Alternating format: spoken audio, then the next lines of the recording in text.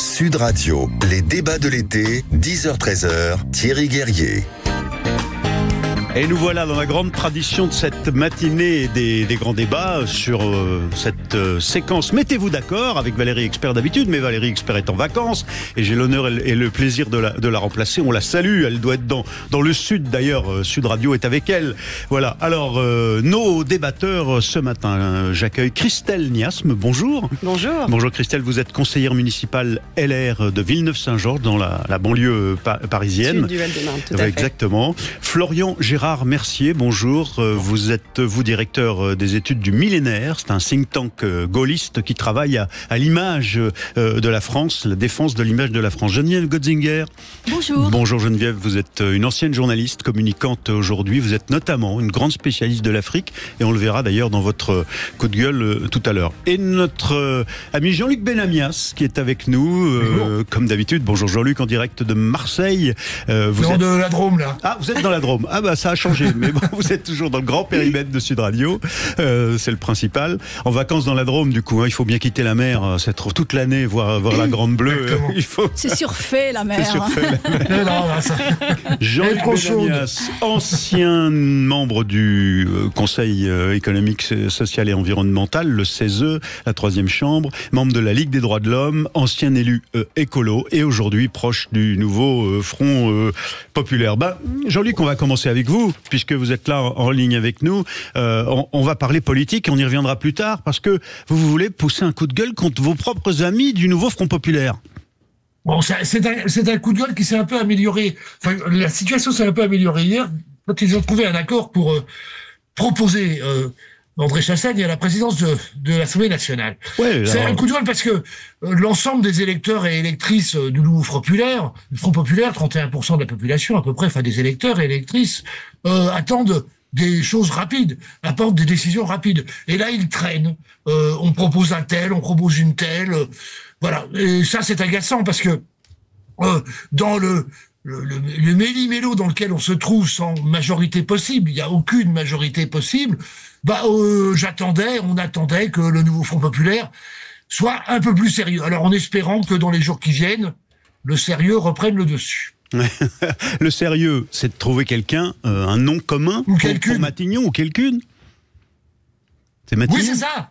C'est faire une proposition. Ça ne veut pas dire d'ailleurs que on voit bien que il y a des essais, notamment avec Renaissance, de trouver des accords avec une partie de la droite républicaine. Bon, voilà. De toute façon, qu'est-ce que vous pensez, vous, ancien écolo, élu écolo, enfin, vous êtes toujours écologiste dans l'âme, j'imagine, de Laurence Tubiana, qui a été proposé. Mais moi, je pense que le plus grand bien de Laurence Tubiana, je connais son passé extrêmement important, notamment par rapport aux accords, par rapport à tout ce qui est résilience par rapport au climat, par rapport aux accords de Paris et ainsi de suite. Mais il n'y a pas que ça. C'est une femme qui est un peu une travailleuse de l'ombre. Elle est relativement connue, mais elle n'est pas très connue. Mais au niveau international, c'est une pointure. Elle pilotait la délégation française à la COP 20, celle qui a précédé la COP 21, oui, avec Laurent Fabius. Et puis ensuite, la COP 21, elle en a été l'artisan. C'est une haut fonctionnaire, économiste. Elle a été diplomate, ambassadrice en quelque sorte du climat pour la France. Bon, mais finalement, on a l'impression que 24 heures après avoir cité son nom, parce que la France Insoumise a dit non, on n'en veut pas, ça y est, c'est déjà retombé, c'est fini. Mais à ce niveau-là, le problème de la France insoumise, c'est quand même... Alors, ok, qu'ils disent exactement ce qu'ils veulent. Alors, ils l'avaient dit avec cette proposition de cette Madame Bello de l'île de la Réunion. Très bien, mais allons-y. À un moment donné, c'est très agaçant pour les électeurs et électrices de voir ça traîner, en plus, dans cette période déjà suffisamment anxiogène. Enfin, anxiogène. Oui, elle est anxiogène politiquement. Oui, la stabilité, quoi. On se demande si le pays va être gouverné. Est-ce que ça suscite... Non, parce que je pensais aux Jeux Olympiques en même temps. Oui. Elle est anxiogène institutionnellement, je trouve. Oui, c'est ça. Voilà. Franchement, effectivement, on ne sait pas où on va. Ça dure beaucoup trop. Mais je pense que ça part d'un déni des réalités. En fait, personne n'a gagné ces élections législatives. Donc le nouveau Front populaire ne les a pas gagnées. Pas plus que le Rassemblement national, pas plus évidemment que la majorité présidentielle qui les a clairement perdues. Donc à partir de là, se situer dans un positionnement mental de vainqueur conduit finalement à perdre le sens des réalités. Mais je pense que c'est quand même une énorme déception ce qui se passe pour les électeurs de gauche qui n'ont pas gagné, encore une fois. Parce que le vote... On leur a dit le soir du 7 juillet, on a gagné quand même. Oui, mais en fait, bon, ils sont le groupe, enfin, en tout cas l'alliance majoritaire, ça c'est indéniable, mais pour des raisons qui ne sont pas des raisons... les électeurs n'ont pas voulu qu'ils appliquent leur programme, les électeurs ont voulu faire barrage au Rassemblement national, encore une fois. Donc il ne faut pas se tromper sur les raisons. Florian Gérard-Mercier. Oui, mais il n'y a strictement rien d'étonnant dans cette situation, puisque il faut se rappeler quand même que le nouveau Front populaire c'est un espèce de galimatia avec quand même des positions politiques assez diamétralement opposées. On se rappelle la position sur le 7 octobre et le Hamas. Donc le fait qu'ils n'arrivent pas à se mettre d'accord sur un nom, donc sur quelqu'un qui va incarner cette politique, c'est parfaitement normal, vu que le programme lui-même, bon, il a été mis ensemble, mais personne n'y croyait vraiment, et maintenant qu'il s'agit vraiment d'incarner ce programme, de mettre quelqu'un pour le diriger, impossible de se mettre d'accord. Il n'y a rien d'étonnant là-dedans. Vous êtes en train tous de casser le moral de Jean-Luc Benamias. Alors, non, pas du tout. Pas du tout, parce qu'il est très lucide. Oui, Jean-Luc, allez-y. Ouais. Non, je laisse parler, madame. Alors, Christelle Nias. Non, je disais au contraire que vous étiez très lucide sur la réalité. Et il n'y a pas grand-chose d'étonnant dans ce que fait aujourd'hui le Front populaire et puis surtout la France insoumise. Il y a quand même dans leur projet la volonté, ils ne s'en cachent pas, d'être sur un projet insurrectionnel, de revenir sur les institutions, voire même de détruire les institutions, de bloquer les institutions. Ça, ils ne s'en cachent absolument pas. On est sur des élus là aujourd'hui au Parlement qui, j'irais même un peu plus loin, sont déconnectés de la réalité des Français. Moi, je vois sur ma circonscription, on a des gens qui n'ont jamais eu l'exercice d'un mandat local. Donc, quand on n'a pas eu l'exercice d'un mandat local et qu'on agit par dogme, c'est plus facile de faire du #blocus, de dézinguer les institutions, que quand on est à portée de claque et qu'on sait très bien que derrière, tout ce qu'on fait a des conséquences sur les administrés. Mais Jean-Luc Benamias, tout de même... Ouais, allez-y. Le problème de dézinguer la Constitution, l'espace démocratique, enfin, il y en a un qui en est le principal responsable. Il s'appelle quand même Emmanuel Macron. Faut être clair. Il a appliqué un droit qui figure dans la Constitution. Non, mais ça, c'est d'accord. Mais enfin, la fin de la Cinquième République, la fin avec... aucune majorité, puisque tout le monde le pense, et c'est la réalité, aucune majorité qui sort. Enfin, à un moment donné, je vous rappelle quand même, tout le monde le sait, qu'il n'y avait pas plus de majorité avant ces élections qu'après ces élections. Il y avait des majorités relatives. Et là, le Front populaire, et bien sûr qu'ils n'ont pas gagné au sens large du terme, mais majoritaire, mais c'est bien le premier groupe qui est arrivé en tête. Comme le Renaissance, à l'époque où Renaissance était le premier groupe arrivé en tête. Alors, on reviendra tout à l'heure dans nos débats sur l'Assemblée nationale, le perchoir, les candidats, éventuellement, et puis la rue aussi, puisque là, il y a la volonté d'un certain nombre, les filles et puis la CGT, de faire pression sur les députés. Mais on va complètement changer d'endroit et de thématique, avec un coup de gueule de Geneviève Götzinger, spécialiste de l'Afrique, sur une réalité politique, mais qui touche la France, on va le voir, à propos de l'Afrique. Oui, absolument. Je suis en fait scandalisée de ce qui se passe depuis un an au Niger. Vous savez, le 26 juillet... Rappelez-nous à peu près où ça se trouve. Parce que le Niger, c'est un État du Sahel, où le 26 juillet 2023, le président démocratiquement élu, Mohamed Bazoum, a été renversé par un coup d'État que personne n'avait vu venir. Les militaires contre le président démocratiquement élu, il faut le dire. Démocratiquement élu, qui avait des résultats, qui était un visionnaire, qui avait des résultats en matière de sécurité. En 2 ans de mandat, ces 2 premières années de mandat, 54 militaires nigériens avaient trouvé la mort. Là, depuis le début du putsch, donc en un an, en 12 mois, on en est à 1064 militaires tués. Donc pour montrer que sa politique... C'était apaisé à peu près pendant ça. C'était apaisé. Voilà. Il avait une vision dans plein de domaines. Je dirais quelque chose qui me tient à cœur, c'est l'éducation des jeunes filles dans un pays où... le Niger. le Niger, toujours évidemment, où 80% des jeunes filles sont mariées avant l'âge de 18 ans. Donc lui misait beaucoup sur la scolarité des petites filles. Il avait créé des internats en milieu ruraux pour les protéger des mariages forcés. Mais pourquoi ce coup de gueule alors aujourd'hui, ce matin? Ce coup de gueule, parce que depuis en fait un an, enfin ça fera un an le 26 juillet, le président Bazoum est prisonnier. Il est prisonnier avec son épouse dans sa résidence, dans deux pièces de sa résidence. Alors c'est la résidence, l'ancienne résidence dans laquelle il habitait, dans deux petites pièces en fait, avec des gardes à toutes les portes qui le surveillent nuit et jour, avec une impossibilité de voir le jour, de sortir dehors, avec une coupure de tout le monde extérieur. Il n'a plus de téléphone depuis cet automne. Macron, absolument. Son portable et on lui a retiré. Donc en fait, il est séquestré. Il est aujourd'hui otage de bourreaux. Et moi, j'appelle ça une forme de torture psychologique, de torture mentale, en réalité. Votre coup de gueule, c'est à l'égard, évidemment, de c'est ces pas à son égard à lui, c'est à l'égard de la communauté internationale qui ne bouge pas, en réalité. Mais vous regrettez que la France, par exemple, ne soit pas intervenue militairement? Je regrette qu'on semble l'oublier. Je regrette qu'on semble accepter cet état de fait, en réalité. Et je pense que... imaginez que ça se produise en Europe, dans un État européen qui est un coup d'État et que le président soit otage, séquestré, torturé mentalement, psychologiquement avec son épouse depuis un an. Est-ce que la communauté internationale l'accepterait de la même manière? Et pourtant, la France avait des liens très forts avec le Niger. Non, mais la France avait des absolument. Donc, pourquoi est-ce que tout d'un coup on a... Parce que les militaires au pouvoir, les putschistes ont coupé avec la France. Hein. Ouais. Donc de toute façon, la France aujourd'hui est totalement partie du Niger. Très symptomatique. Il y avait un ambassadeur de France qui était au Niger, délocalisé à Paris depuis son expulsion de Niamey, Sylvain Ité. Absolument. Sylvain Ité est nommé en Colombie. Il ne sera pas remplacé. Donc ce non-remplacement de l'ambassadeur de France, c'est aussi la marque de cette coupure. Non, ce qui m'irrite, c'est que on laisse cet homme livré à lui-même, on semble l'oublier, alors que il est aujourd'hui devenu un symbole. Je vais finir avec ça.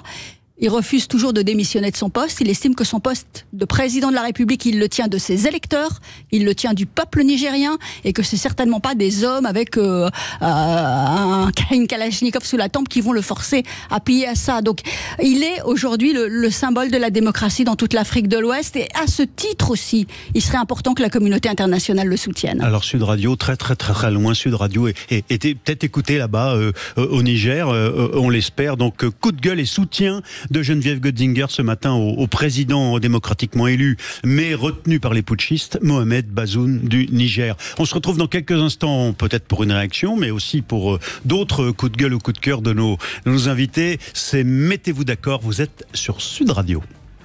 Sud Radio. Parlons vrai. Parlons vrai. Sud Radio. Parlons vrai. Sud Radio. Parlons vrai.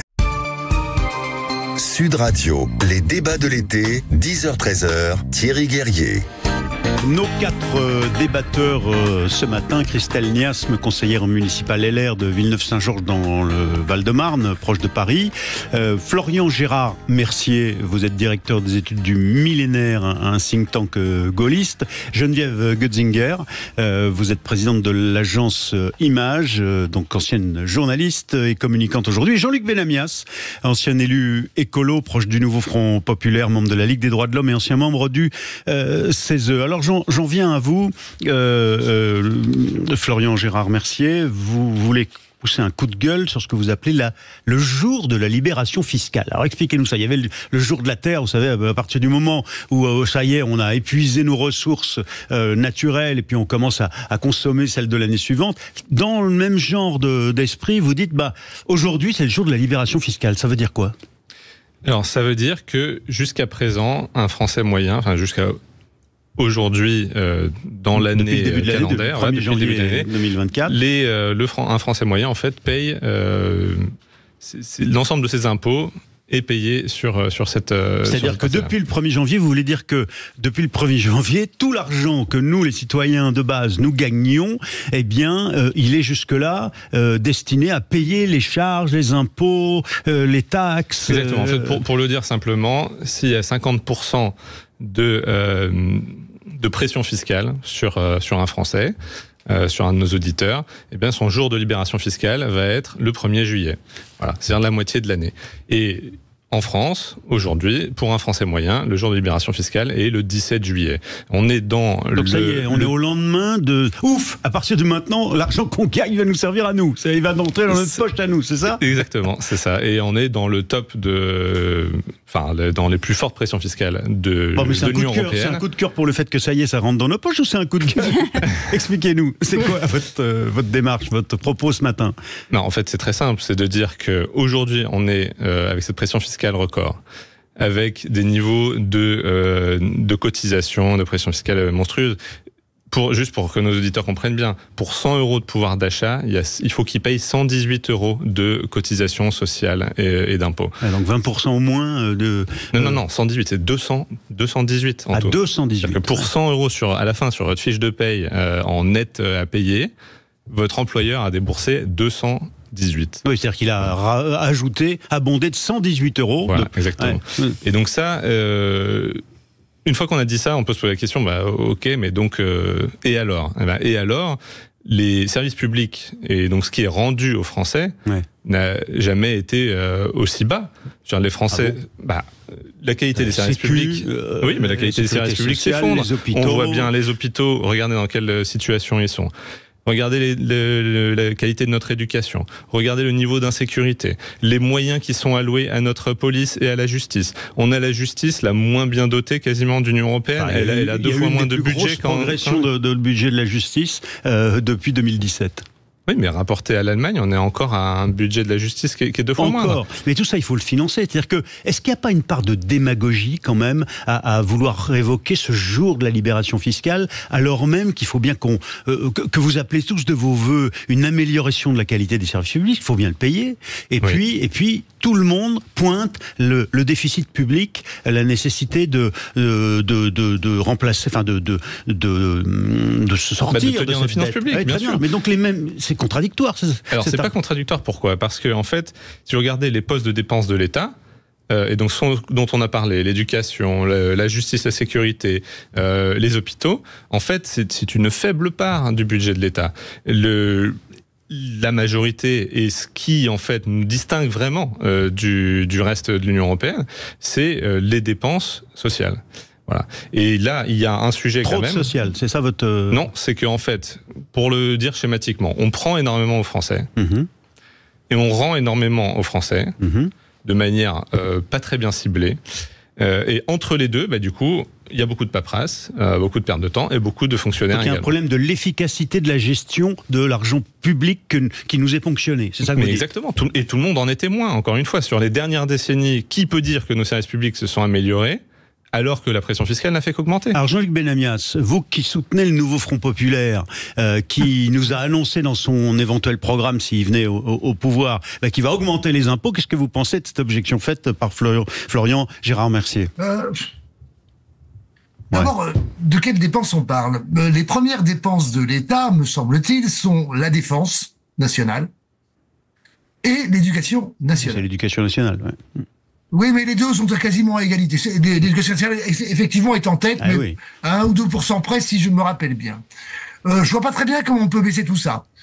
Pour la défense, on va parler du budget de l'État, mais quand on peut rappeler par exemple que les retraites, c'est 14% du PIB. On est aussi dans les pays qui dépensent le plus dans les retraites.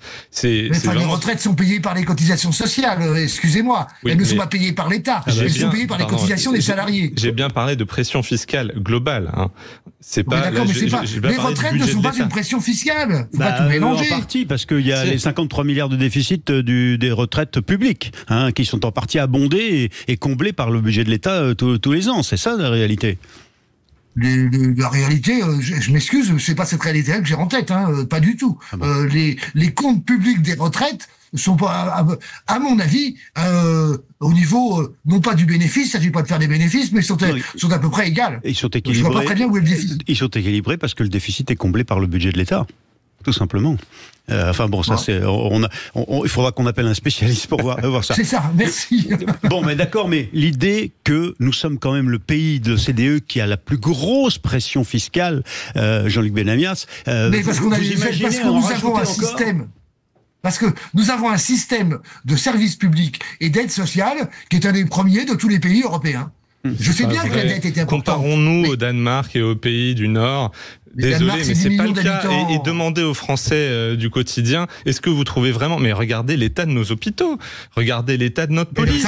Les commissariats sont pas aux normes. Enfin, ça met 2 ans à changer une voiture. On n'est pas dans une bonne situation. Christelle Nias, Monsanto réagit. C'est plus effectivement une réaction sur la compréhension qu'ont les gens, la population et les Français de l'usage qui est fait des fonds publics, parce que c'est une réalité. C'est que vous aussi, vous plaidez pour une meilleure efficacité de l'usage de l'argent qui nous est pris. Je suis entièrement d'accord là-dessus. Il y a un rapport qui était tout à fait intéressant. C'était le rapport Wörth qui était sorti avant qu'on arrive et qui parlait justement de comment on revoit le fonctionnement de nos intercommunalités. Il parlait de plusieurs milliards qui sont générés parce qu'on a plusieurs strates entre les métropoles, les intercommunalités. Ça, c'est complètement incompréhensible pour la moyenne des Français. Et je les rejoins complètement. Aujourd'hui, quand nous, on est obligé de réduire nos politiques publiques parce que on n'a pas les moyens de les exécuter, ça, c'est une réalité dans notre département. Aujourd'hui, on est obligé de faire des coupes sombres dans certaines politiques publiques parce qu'on est sur un effet de ciseaux, dans le Val-de-Marne, tout à fait, avec une augmentation de nos dépenses sociales de manière structurelle. Et de l'autre côté, on a une baisse de tout ce qui nous permet de faire des recettes. TVA, DMTO, les droits de mutation, ça c'est une réalité. Et donc aujourd'hui, on est obligé, avec la dette dont on a hérité et toutes les dépenses qui augmentent, de réduire certaines politiques publiques. Alors ça, pour les gens, c'est inaudible parce qu'ils continuent à payer. Et en face, qu'est-ce qu'on leur offre comme solution? Et ça, c'est l'exercice du quotidien. Donc, la fiscalité, oui, je pense que c'est normal que les Français se sentent assommés à un moment donné. Et oui, il faut trouver des réponses, parce que l'argent magique n'existe pas. Oui, en fait, je pense que de la part de l'opinion publique, ce qui frappe, c'est ce décalage entre le sentiment d'être très pressuré en termes de fiscalité. Clairement. Et d'avoir des services publics de moins en moins performants. Et là se pose la question, forcément, où va l'argent, sans vouloir être populiste, que je ne suis vraiment pas. Mais comment se fait-il qu'on a toujours besoin de plus, pour toujours moins en termes de qualité? Notre système de santé va pas bien, nos hôpitaux vont pas bien, le personnel hospitalier a juste raison, se plaint de ses conditions de travail. Quand on a des enfants en bas âge à l'école, on a le sentiment que par rapport à notre génération, ils savent plus lire de la même manière, écrire de la même manière, compter de la même manière, et la pression fiscale est très forte. Donc forcément, ce décalage pose question. Je sais pas qui fait de la démagogie, et je vais peut-être en faire moi dans le sens du... Mais il y a un moment donné où je vous entends tous râler en disant on fonctionne trop les Français et puis nos services publics sont pas efficaces, mais on est en plein jeu olympique avec... Il y a pas plus mobilisé en ce moment que les policiers, les militaires, les pompiers, les services de santé. Ils font tous l'école. On peut dire ce qu'on veut, les profs ne travailleraient pas assez, mais ils n'arrêtent pas de bosser. Tous nos services publics se démènent. C'est un des pays les plus... Il ne faut pas voyager pour dire le contraire. C'est un des pays, la France, où les gens bossent le plus. Et vous êtes tous dans le... Non, ce qu'on dit, c'est qu'on tire sur la corde. On tire sur la corde toujours des mêmes. On tire sur la corde de nos soignants, on tire sur la corde de ceux qui nous protègent, de ceux qui sont dans la justice. On tire toujours la corde sur les mêmes. Et de l'autre côté, il y en a beaucoup qui font grève pour les JO, pour avoir plus, etc. C'est un autre sujet. Mais si on prend l'exemple de l'éducation nationale, le nombre de personnel administratif rapporté au nombre de professeurs, d'enseignants, a cru dans les dernières décennies d'une manière incroyable, et on est aussi dans le top de l'Union européenne sur ce poids en fait administratif rapporté au nombre de profs. Jean-Luc Benamias, vous vouliez réagir? Oui, c'est dû en grande partie à la centralisation française, qui est incapable de faire de la délocalisation.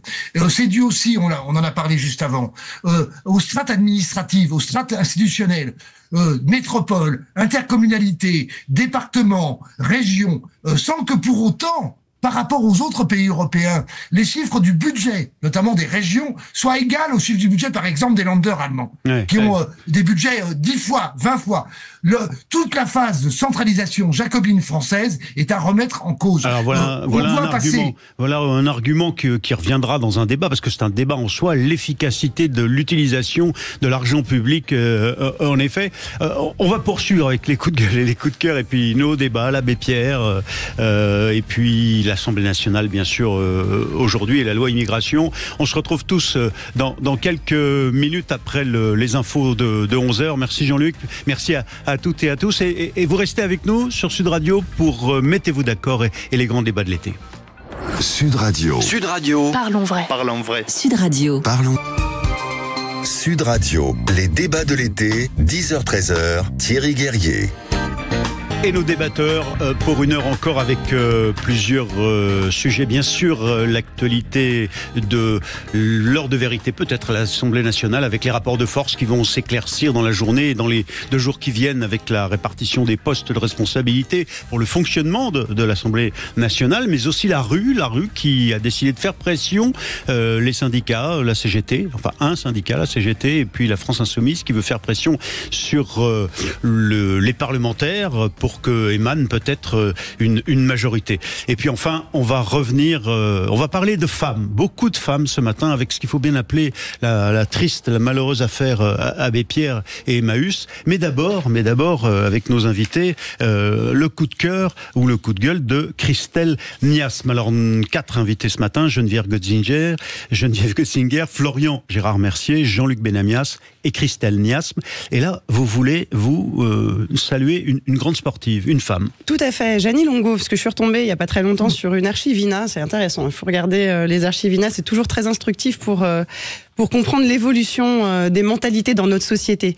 Et celle-ci m'a beaucoup touchée parce qu'il y a eu une actualité, je crois que c'est il y a 1 ou 2 jours, où on a eu le milieu de terrain argentin, je crois que c'est passé un petit football. Peu dans le milieu du football, tout à fait, qui ont diffusé sur les réseaux sociaux des chants qui visaient l'équipe de France avec une dimension, un caractère raciste. Ça, c'est en cours de jugement par la FIFA, et ça a été souligné par Madame Oudéa Castéa. Donc et ça m'a en fait. Ça, c'est le racisme. Mais quel rapport avec Jeannie Longo? Ça m'a outré, parce que je me dis qu'on est en 2024, je vais passer l'année prochaine, moi, 2024, et on arrive encore à l'heure où on s'insurge sur tous les faits d'antisémitisme, de racisme. Il y a une parole qui ne peut plus être audible aujourd'hui, et que dans le milieu du sport, on arrive encore à avoir de tels propos et de telles attitudes, de tels comportements qui puissent exister. Alors, je me suis dit, parce que l'équipe de foot argentine s'en prend au fait qu'il y a des Noirs, par exemple, dans l'équipe de France. Bon, c'est ça. Mais Jeannie Longo, et la lueur d'espoir, c'est quand j'ai vu cette archivina, je me suis dit... C'est quoi l'archivina? Alors l'archivina, elle est tout à fait intéressante. C'était en 1987, sur le plateau, donc il faudrait que je retrouve le nom de l'émission, où on a Jeannie Longo... Sur Antenne 2, c'est vrai, Antenne 2, c'est vrai. Prédécesseuse de France 2. Et alors Jeannie Longo, je vous rappelle pas le palmarès, je suis en train de le lire moi-même tellement il est long, médaille d'or olympique, 60 titres nationaux, enfin voilà, on va pas, je crois qu'on n'a pas assez d'émissions. Elle fait honneur au cyclisme français, cyclisme féminin également, et à la femme dans le sport. Et elle était très très violemment attaquée à l'époque par Marc Madiot, un coureur cycliste masculin, qui à l'époque, en 87, on pouvait dire ça sur un plateau télévisé, qui estimait qu'elle n'avait pas sa place en tant que femme, tout à fait, dans le sport et dans le cyclisme féminin. Alors les propos, si vous me permettez, sont une femme cycliste, c'est moche. Je préfère voir de la part d'un cycliste homme. Et il faut dire que Marc Madiot aujourd'hui est le directeur de l'équipe Groupama, qui se comporte très bien sur le Tour de France. Bon, alors vous êtes allé rechercher ces pervers. Vous êtes allé rechercher cette...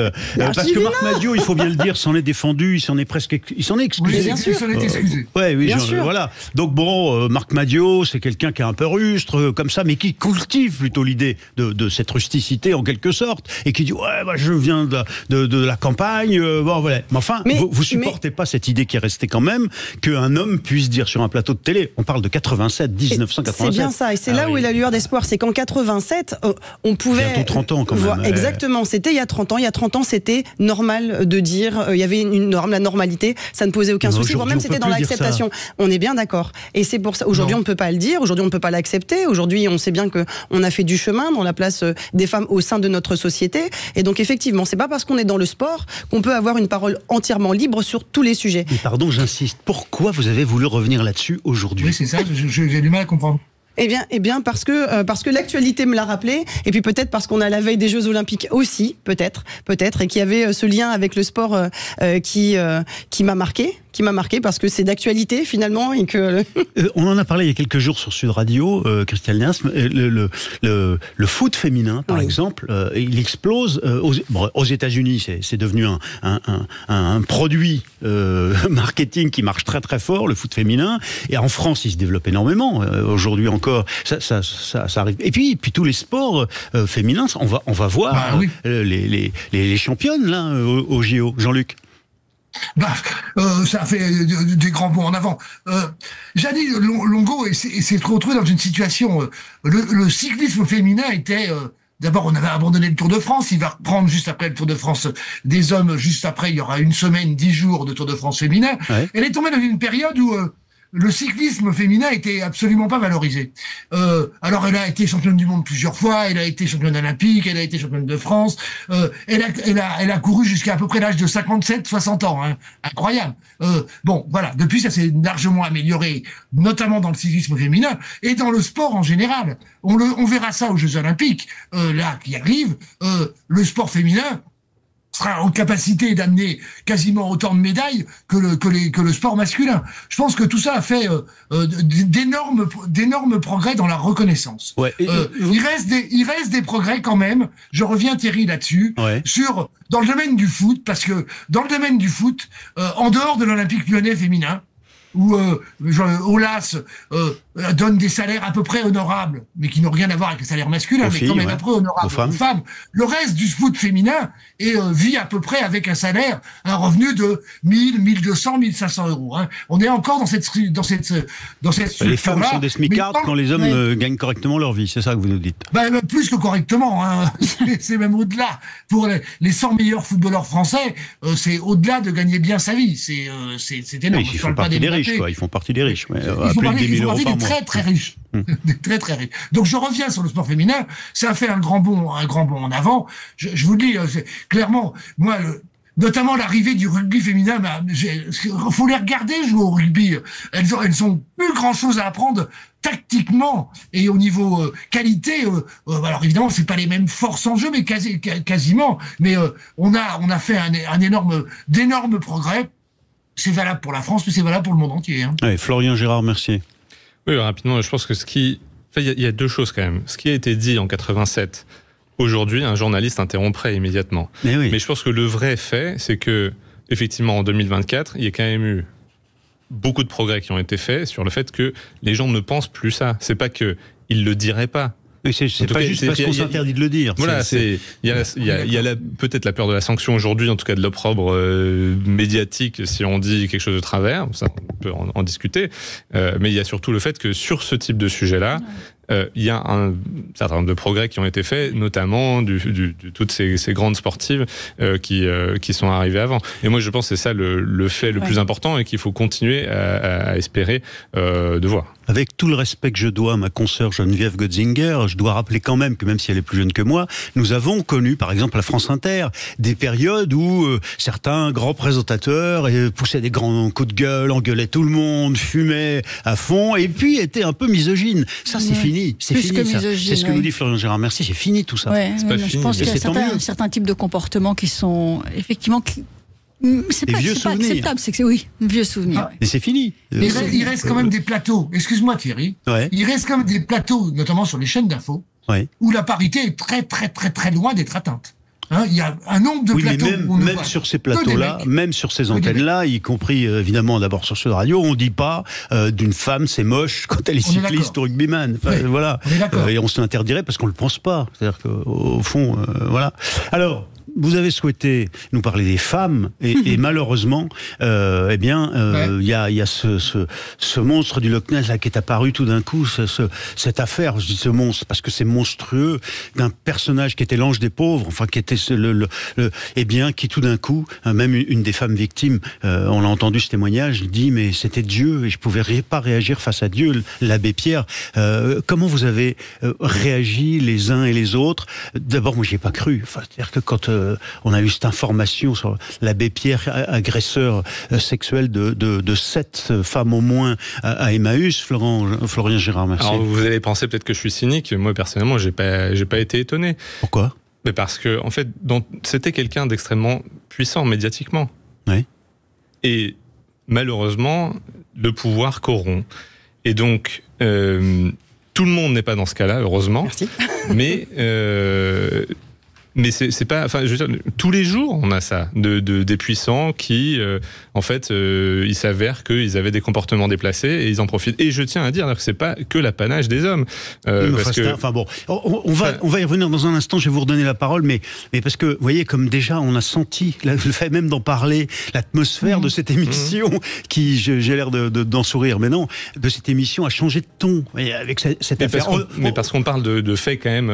On parle d'un homme qui évoquait Dieu et qui évoquait le bien. Alors on va reparler de cette affaire Abbé Pierre dans un instant, dans Mettez-vous d'accord. Vous restez avec nous, on est sur Sud Radio. Sud Radio. Sud Radio. Parlons vrai. Parlons vrai. Sud Radio. Parlons vrai.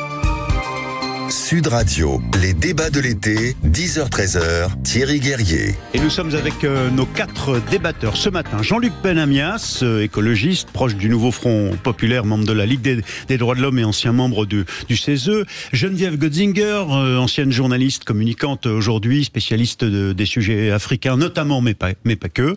Florian Gérard Mercier, directeur des études du millénaire, un think tank gaulliste. Et Christelle Niasme, vous êtes conseillère municipale LR à Villeneuve-Saint-Georges dans le Val-de-Marne. Florian Gérard Mercier, on parle de cette affaire de l'abbé Pierre. C'est quoi? Le titre de Libération ce matin est très parlant. L'abbé Pierre déchu, voilà un homme qui incarnait la charité, la référence au bien, à Dieu, le don de sa vie pour les autres, et qui a été toujours respecté pour ça, le fondateur d'Emmaüs, qui est mort en 2007 et qui est accusé d'agression sexuelle, au moins par cette femme, d'après un rapport commandé par son propre mouvement, qui a décelé un jour, à l'écoute du témoignage d'une femme qui voulait pas dire du mal de l'abbé Pierre, parce qu'elle lui conservait pourtant, alors qu'elle avait été agressée, qui lui conservait une forme d'estime, et qui disait, mais en même temps, voilà, c'est venu un jour par hasard, et vous aviez l'air de dire, c'est le pouvoir. Au fond, vous n'êtes pas surpris, je dirais pas que vous disiez que c'était normal, mais c'était incroyable, Florian Gérard Mercier, de vous entendre dire, là, il y a quelques instants, oui, je suis pas surpris. Encore une fois, non, je ne suis pas surpris par par ces faits-là. Et justement, c'était une des personnalités préférées des Français. Et cette aura qui lui était conférée, et c'est pas seulement son combat, c'est vraiment, je pense, le fait qu'elle ait questionné ce type de personnalité, surtout à l'époque. C'est-à-dire que la voix d'une victime face à la voix d'un puissant comme il l'était, à l'époque ne pouvait pas compter. Et moi, ce que je trouve qui est très positif, c'est quand même cette libération de la parole. Oui, que ce soit Emmaüs eux-mêmes qui ait mis ça sur la place publique. Qui ait pris le problème à bras-le-corps et qui ait fait cette enquête. Et quand on lit quand même les éléments de l'enquête, ça avait l'air d'être des choses quand même assez connu à l'époque. C'est quoi la morale de l'histoire? C'est qu'il n'y a pas de sens, c'est qu'on peut faire confiance à personne dans l'absolu, ou c'est au contraire que finalement tout humain est humain et qu'il faut se garder d'idéaliser quelqu'un? Moi, j'en tire une conséquence vraiment positive, c'est-à-dire qu'aujourd'hui, on sait que, en tout cas, il y a beaucoup moins d'impunité. Voilà. C'est ça le point crucial pour moi, c'est qu'il n'y ait plus d'impunité. C'est-à-dire que des personnes qui sont, qui ont ces tendances-là, à pouvoir faire du harcèlement, voire des agressions sexuelles, sachent qu'ils ne peuvent pas profiter de leur statut de personne puissante pour faire ce qu'ils veulent. Voilà. Et ça, c'est très important. Il y a une d'un quotidien, de grande qualité, quotidien catholique, La Croix. Il y a une une ce matin qui vous donne raison. C'est-à-dire que c'est le journal La Croix, le journal catholique, qui titre La face cachée de l'abbé Pierre.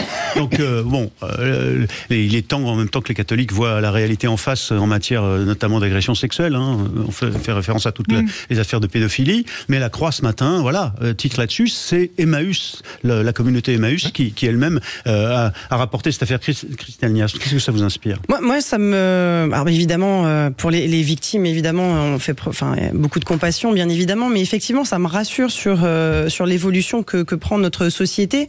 Et puis salue le courage également de cette énorme, presque institution qu'est Emmaüs, parce que là, elle fait son propre examen de conscience en allant au-delà au-delà du personnage. Alors je crois même qu'il a été canonisé de son vivant, ce que j'avais lu, je crois. Enfin, il y a une certaine. Non, il y avait le projet de l'Église catholique. Voilà, exactement. Une vraie sacralité autour du personnage. Sanctification.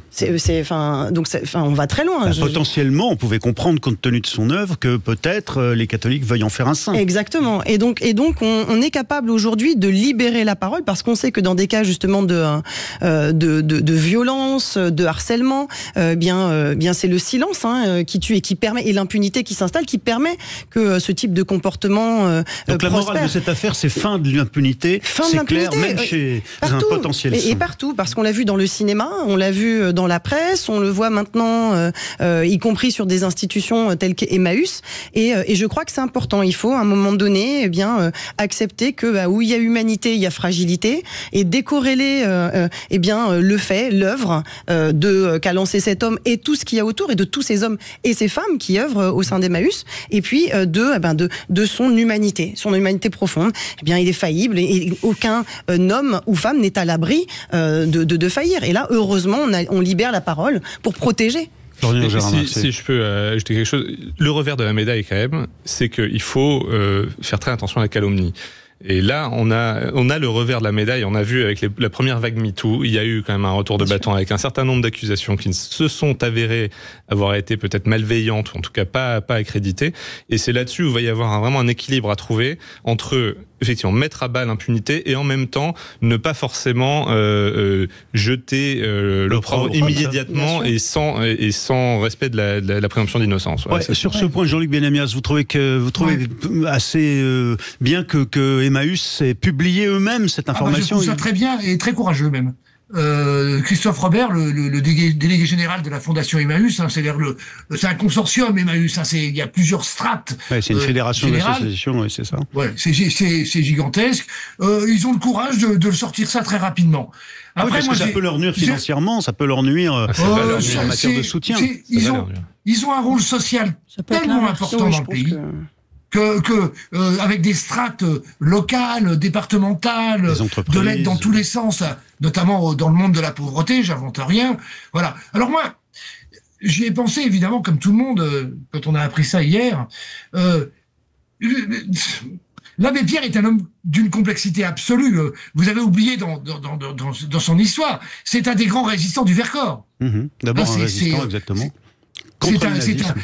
Donc, cet homme a eu plusieurs vies.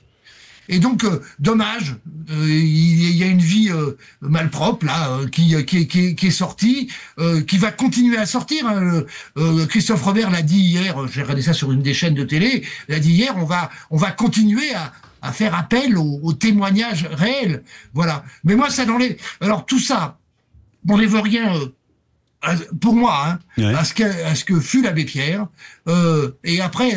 son combat dans notamment pour que les plus pauvres aient un toit, notamment, on se souvient de l'hiver 54. Le énième film était sorti il y a à peine 6 mois. Donc voilà, ça n'enlève rien à son histoire. Ça rappelle que l'homme est un prédateur potentiel. L'homme, je dis bien. Je suis pas d'accord. Oui, l'homme avec un grand H, j'espère, parce que c'est pas l'apanage. Vous voulez dire l'homme, le mâle viril, ou l'humain en général est un prédateur? Pour moi, c'est le mâle viril. Qui reste un prédateur à l'égard des femmes. Je suis pas d'accord. Potentiel, j'ai dit. Rappelons quand même qu'il y a eu un certain nombre de cas de harcèlement, y compris sexuel, de femmes en position de pouvoir. Il y a la députée Laetitia Evia, dont les affaires seront bien connues sur ce sujet-là. Mais je souhaite aussi rappeler quand même en 2018-2019. En 2018-2019, il y a quand même une professeure américaine de la New York University qui était une féministe, et c'est ça qui avait quand même été choquant, c'est-à-dire qu'une professeure d'université féministe avait harcelé sexuellement, des faits quand même vraiment assez graves, un de ses étudiants en thèse. Enfin, la proportion est la proportion, franchement, la proportion n'est pas la même. Non, mais franchement, la proportion n'est pas la même. Oui, après, là, on a parlé de moi. Je pense que l'Église catholique, au-delà de ce cas de l'abbé Pierre, devrait quand même un peu réfléchir à elle-même. Il y a eu ces cas de pédophilie récurrent que vous évoquiez. C'est-à-dire l'exigence de célibat pèse lourd sur l'abbé Pierre. Je peux finir, cher Jean-Luc. Vas-y, complètement, Geneviève. Voilà, je poursuis ma pensée, merci. Donc, l'abbé Pierre lui-même reconnaissait qu'il avait un petit problème avec le vote de chasteté. Hein. Donc, c'est la seule grande religion monothéiste qui impose ça. Le célibat et la chasteté. Le célibat et la chasteté. Absolument. C'est pas le cas dans la religion musulmane, c'est pas le cas dans la religion juive. Hein. Ni les protestants. Donc, ni les protestants. Non, mais voilà, oui, absolument. Ni les protestants, ni les juifs, ni les musulmans. Ni les orthodoxes. Ni les orthodoxes. Donc il y a quand même n'oublions pas les bouddhistes. Allez, allons-y. Non, mais je parle des grandes religions monothéistes. Donc, il y a quand même un petit problème avec ça. Vous voulez dire cette affaire devrait susciter une réflexion de la part peut-être des cadres, des hauts cadres, y compris du pape, à Rome, autour de cette problématique de l'impact de ce que fait vivre comme difficulté la religion comme difficulté humainement, parce que en fait la chasteté c'est pas quelque chose de forcément très naturel. Hein, dernière question.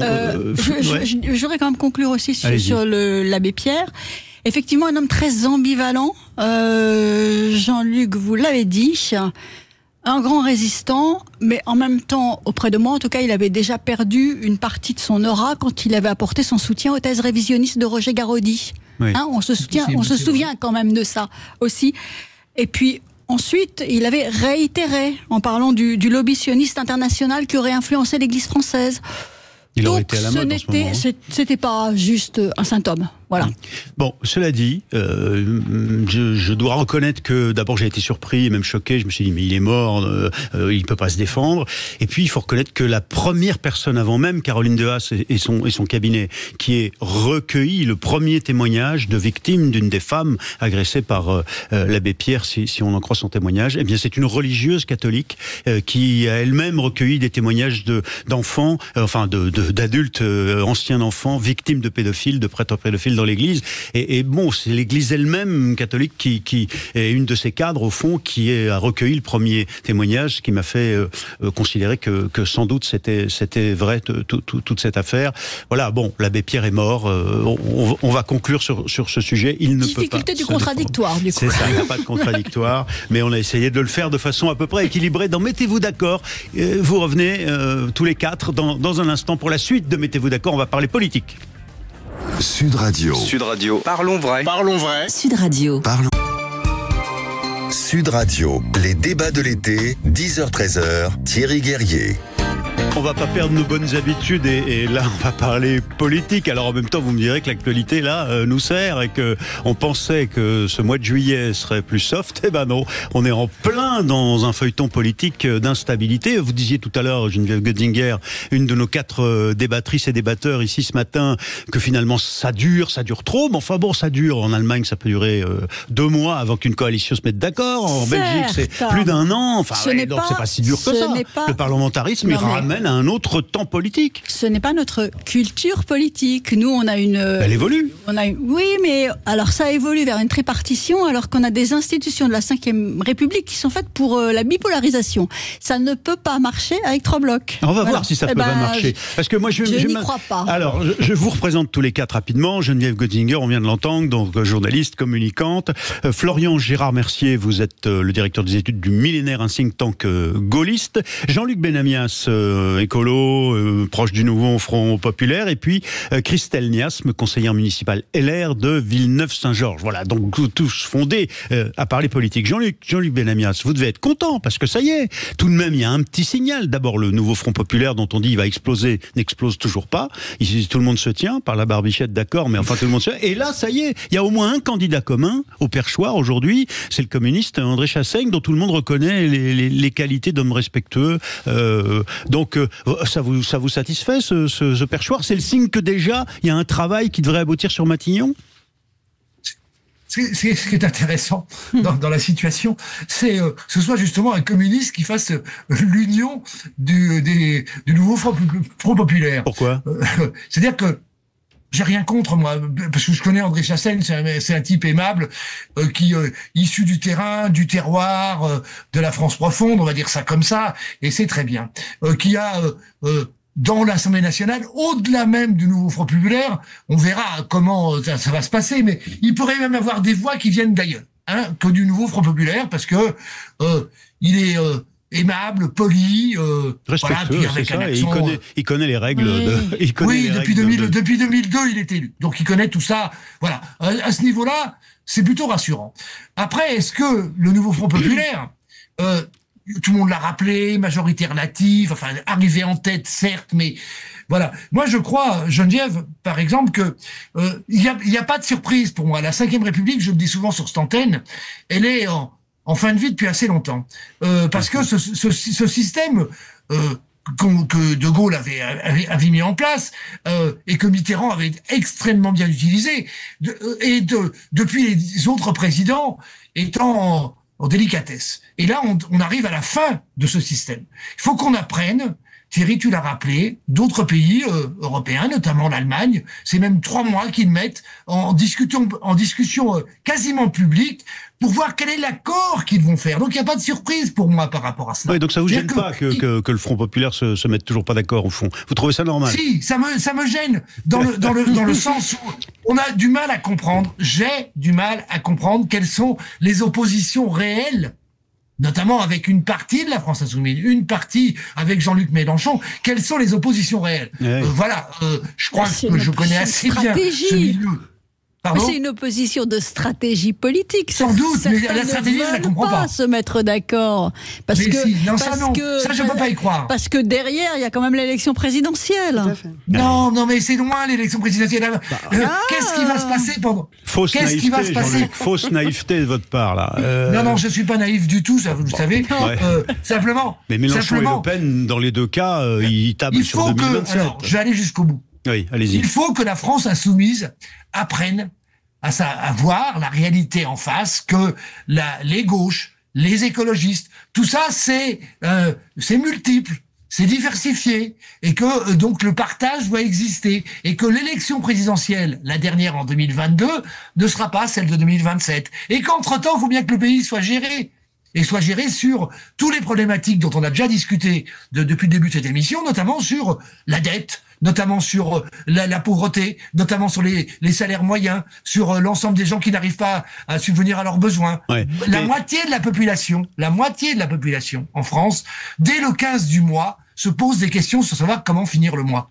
C'est bien, on revient sur la question des impôts et de la pression fiscale. Florian Gérard Mercier, vous êtes d'accord avec cette idée que la constitution de la 5e est usée, finie, morte? Absolument pas. Alors là, pour le coup, en plus, dans l'argumentaire, j'ai pas compris, à aucun moment, il y a un argument pour dire que c'est le symptôme d'un dysfonctionnement de la constitution de la 5e. Au contraire. Là, quand même, elle est arrivée dans une situation jamais vue pour le gaulliste que vous êtes même jeune, vous avez de la mémoire, vous avez étudié l'histoire, vous voyez bien que ce tripartisme, ces 3 blocs, ça n'a jamais existé. Dans la 5e, non, mais c'est pas l'essence de la 5e n'est pas un bipartisme. Et puis d'ailleurs, il y avait beaucoup de partis avant aussi. Donc, je veux dire, des majorités relatives, il y en a déjà eu avant. Il y a même eu des cohabitations. À l'époque aussi, on avait dit, oulala, c'est la première fois qu'il y a ça. La 5e n'a pas été faite pour ça. 86, qu'est-ce qui va se 93, passer? 97. Donc non, au contraire, les institutions ont fait la preuve de leur solidité, de leur adaptabilité aux différentes situations. Et là, aujourd'hui, les institutions, honnêtement, et la Constitution est très claire. La balle est dans le camp du Parlement. Et le fait que le NFP ne se mette pas d'accord, en fait, c'est uniquement leur propre problème. Alors, et juste, dernier point peut-être. À se mettre d'accord. Oui, et dernier point peut-être, quand je vois aujourd'hui une mobilisation quand même dans la rue à l'appel de l'extrême gauche pour une alternative démocratique. Alors, il faudrait quand même qu'on m'explique ce que c'est qu'une alternative démocratique. Parlons de ça. Il faut être appelé par des manifestations dans la rue. Donc ça quand même rappelle des heures sombres de l'histoire. Je fais un petit rappel factuel pour que nos auditeurs sachent bien de quoi on parle. À Paris au moins, mais dans toute une série de villes de province, 90. Devant les préfectures, y compris en région. Exactement. La CGT et la France Insoumise notamment, mais pas que, appellent à des manifestations pour faire pression sur le Parlement. Et ça, vous dénoncez ça, Florian Gérard Mercier? C'est un pour moi, c'est le symptôme d'un anti-parlementarisme de LFI et de certains corps qui est très dangereux. C'est ce qui a pu conduire à des régimes autoritaires. le nazisme en est un, le bolchevisme en est un autre. C'était les mêmes mécaniques. Le fait d'aller... j'imagine que ça fait réagir, mais c'est quand même les mêmes mécaniques d'aller manifester dans la rue pour une alternative démocratique. Donc, je ne sais pas ce que ça veut dire, mais en tout cas, ça veut dire on ne veut pas du Parlement et c'est pas correct. Franchement, Jean-Luc Benamias, est-ce que c'est démocratique? Est-ce que c'est légitime? Et est-ce que tout simplement, c'est le rôle des syndicats d'appeler à une manif le jour de la rentrée du Parlement? D'une part, dire que la CGT est d'extrême gauche, alors je sais pas où on est là, que la CGT soit de gauche, c'est une évidence, d'extrême gauche, c'est pas du tout évident. D'autre part, ces manifestations, comme je les comprends moi, sont des manifestations pour dire « Oh nous, vos fronts populaires, mettez-vous d'accord rapidement. Et on verra si ça marche. » C'est pas obligatoire que ça marche, mais on verra si ça marche. Mais dans ce cas, qu'ils aillent manifester devant le siège des partis du NFP et pas devant les préfectures. Ni devant l'Assemblée nationale, parce que c'est ce qu'ils voulaient faire. Alors, ce sera à République. Ça a été interdit devant l'Assemblée nationale, mais place de la République. Mais quand même. Là, c'est pas tellement étonnant. Hein. Rappelez-vous qu'il y a les Jeux Olympiques à la place de la Concorde.